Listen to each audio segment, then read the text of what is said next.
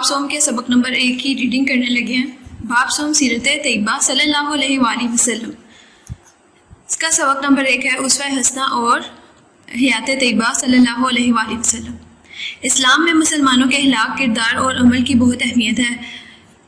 آپ کیا بولتے ہیں، کیا کرتے ہیں، لین دین میں دھوکہ دیتے ہیں، بے ایمانی کرتے ہیں، مزاج نرم ہے یا نہیں، دوسروں کو غصہ دلاتے ہیں، ان سب باتوں پر بندہ اللہ کی پکڑ میں آتا ہے۔ اس لیے ضروری ہے کہ مسلمان معاشرے میں نہ صرف خود عزت سے جیے بلکہ دوسروں کو بھی جینے دے تاکہ ایک پروپکار اسلامی معاشرہ قائم ہو۔ زندگی کی ان عام باتوں میں ہمارے سامنے صرف ایک ہی مثال ہے، یعنی نبی کریم صلی اللہ علیہ وآلہ وسلم کی حیات طیبہ، جو اللہ کی کتاب کا عملی نمونہ ہے۔ یا ایھا الرسول بلغ ما انزل الیک من ربک۔ ترجمہ: اے رسول صلی اللہ علیہ وآلہ وسلم، جو ارشادات آپ کے رب کی جانب سے آپ پر نازل ہوئے ہیں سب لوگوں تک پہنچا دیجیے۔ نبی کریم صلی اللہ علیہ وآلہ وسلم نے اللہ کے حکم کے مطابق قرآن کا ایک ایک لفظ پوری دیانتداری سے لوگوں تک پہنچا دیا اور اس کو آسان بنانے کے لیے اپنے اعمال سے سکھا بھی دیا۔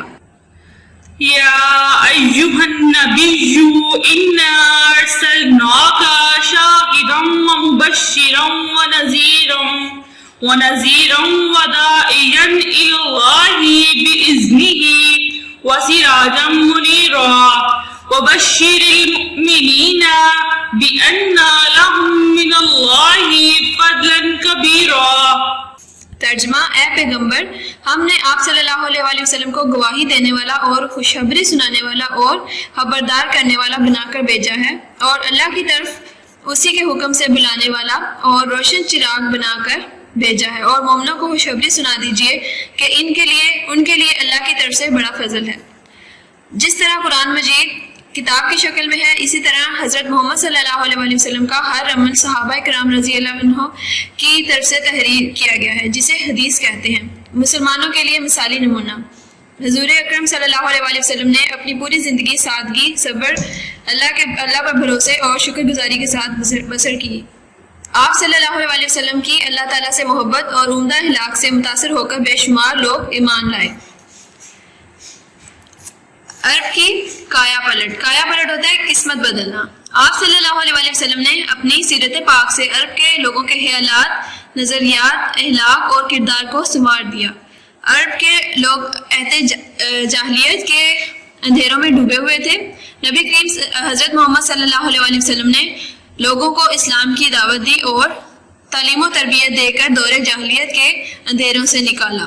یہ انقلاب محض عرب تک ہی محدود نہ رہا بلکہ دنیا کے طول و عرض میں پھیل گیا۔ قرآن مجید میں ارشاد ہے: وَمَا أَرْسَلْنَاكَ إِلَّا رَحْمَةً لِّلْعَالَمِينَ۔ ترجمہ: اور اے نبی صلی اللہ علیہ وآلہ وسلم، ہم نے آپ کو تمام جہانوں کے لیے رحمت بنا کر بھیجا ہے۔ آپ صلی اللہ علیہ وآلہ وسلم کی مجلس کی حیثیت ایک درسگاہ کی تھی۔ گھر ہو، باہر ہو، حکومت اور ریاست، مدینہ کا انتظام ہو یا عدالت ہو، حضور صلی اللہ علیہ وسلم نے جو کچھ فرمایا اس پر عمل کر کے بھی دکھایا۔ یہی قرآن اور اللہ پاک کا حکم ہے۔ آپ صلی اللہ علیہ وسلم مسجد میں ہوتے تو عبادت، حلال و حرام، حقوق اور سیاست و معاشرت وغیرہ کے بارے میں بھی درس دیتے۔ بے مثل شخصیت۔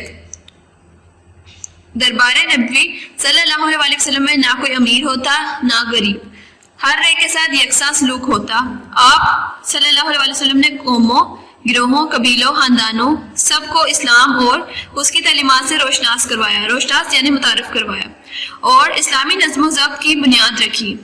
زندگی کا کوئی بھی شعبہ ہو، آپ صلی اللہ علیہ وسلم رحم دلی، محبت، شفقت، نرم گفتگو، فراخ دلی، حوصلے اور ضبط کا درس دیتے۔ آپ صلی اللہ علیہ وسلم کے یہاں اگر جنگ ضروری ہے تو صلح میں بھی ناگزیر ہے۔ صلح حدیبیہ کی مثال سامنے ہے۔ ہر ایک طرف نبی کریم صلی اللہ علیہ وسلم مسجد میں اللہ سے گڑ گڑا کر دعائیں کرتے نظر آتے ہیں، تو دوسری طرف گھڑ سواری، تیر اندازی اور نیزہ بازی کی تربیت دیتے بھی دکھائی دیتے ہیں۔ یہ بے مثل شخصیت صرف نبی کریم صلی اللہ علیہ وسلم کی ذات مبارکہ ہی تھی۔ رحمت للعالمین کا لقب پانے والے حضرت محمد صلی اللہ علیہ وسلم رہتی دنیا تک اللہ کے حکم کے مطابق درس دینے والے ایک ہی معلم ہیں، جنہوں نے اس انسانی معاشرے کے لیے ایک ایسی شمع روشن کی جس سے پھوٹنے والی اسلامی تعلیمات کی روشنی دنیا کو تا قیامت منور کرتی رہے گی، روشن کرتی رہے گی۔ آپ صلی اللہ علیہ وسلم اللہ کے آخری نبی ہیں، اور آپ صلی اللہ علیہ وسلم نے اللہ کے دین کو مکمل طور پر نافذ کر کے دکھایا یعنی لاگو کر کے دکھایا۔ تو بچوں آج کا لیکچر ہمارا یہی تک تھا، انشاءاللہ نیکسٹ لیکچر میں ہم اس کی مشق کریں گے۔ اللہ حافظ۔